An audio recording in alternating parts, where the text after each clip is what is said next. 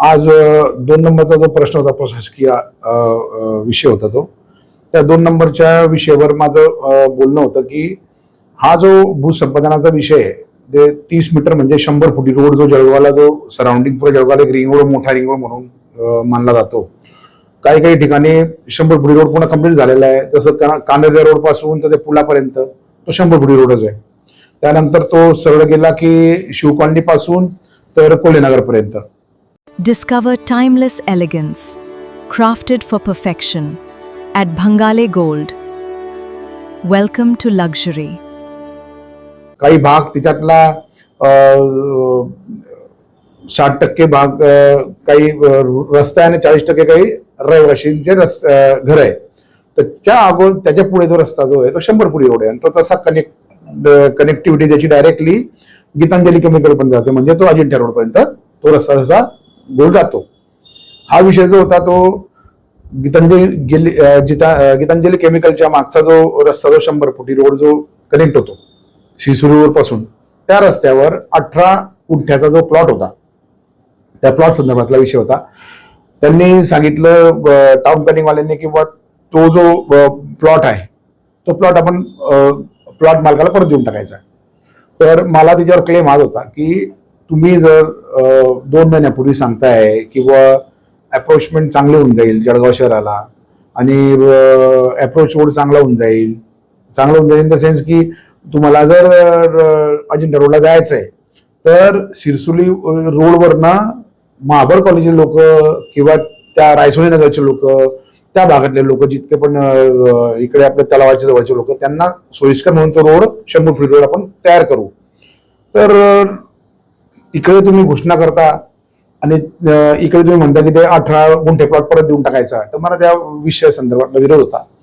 तर मी सगळा खुलासा केला की टाउन प्लॅनिंगचे काही अधिकारी ते आयुक्त साहेब नवीन आहे आपल्याकडे त्यांना काही रोड मॅपिंगची कल्पना नसेल असं मला वाटतं. तर ते मी त्यांच्या समोरही जाऊन सगळं खुलासा केला की सर हा रस्ता जो आहे तो असा नवीन रस्ता डेव्हलपिंग एरिया आहे तो इथला त्यासाठी अप्रोचमेंट रोड हा राहील जळगाव शहरातला. या जळगाव शहराच्या रोडसाठी आपण इतकी मदत घेतली आहे. टाउन प्लॅनिंगमध्ये डीपी प्लॅनसाठी आपण करोड रुपये खर्च केले. तो डीपी प्लॅन झाला. आज बाजूला लेआउट आहे लोकांचे त्या लेआउटमध्ये 100 फुटी रोड सोडला गेलेला आहे आणि मधूनच तुम्ही 18 गुंठे प्लॉट तुम्ही देऊन टाकायचा परत त्या मालकाला.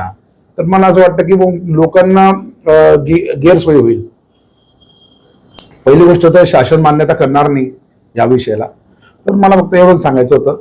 आणि मागे जे काही भूसंपादनाचे विषय झाले तर त्यांनाही सांगायचं होतं मला की इतके मोठे मोठे तुम्ही 50-50 कोटी 30-30 20-20 24-24 25-25 50-50 कोटीचे तुम्ही भूसंपादन करून दिलेले आहे. तर त्या टायमाला तुम्ही महासभेत विषय घेतला का? आज तुम्ही 1.5-2 कोटी रुपयाच्या विषयासाठी तुम्ही आज महासभेमध्ये येत आहे.